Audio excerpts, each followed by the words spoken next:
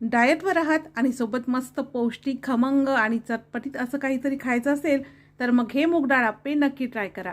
करायला खूप सोपे आहेत, झटपट तयार होतात आणि चवीला सुद्धा एकदम भन्नाट अशी लागतात. वरतून मस्त कुरकुरीत, आतमध्ये मस्त मऊ आणि जाळीदार असे होतात. चला तर मग रेसिपीला सुरुवात करूया. 1 कप मुगाची डाळ 4 तास पाण्यामध्ये भिजवून घेतली. डाळ छान भिजली की मिक्सरच्या भांड्यामध्ये टाकायची.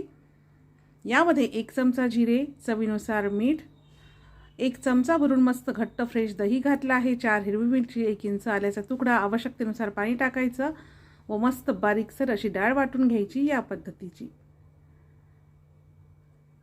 खूप जास्त पातळ नाही, खूप जास्त घट्ट नाही असं मिश्रण तयार करायचं. यामध्ये बारीक कापलेला 1 कांदा, बारीक कापलेला टोमॅटो घालायचा. आवडीनुसार आणखी काही भाज्या घालू शकता. भरपूर अशी कोथिंबीर घालून मिक्स करायचं. सगळ्यात शेवटी पाव चमचा खाण्याचा सोडा, थोडंसं पाणी टाकायचं, मिक्स करून घ्यायचं. आप्प्याचं मिश्रण तयार आहे.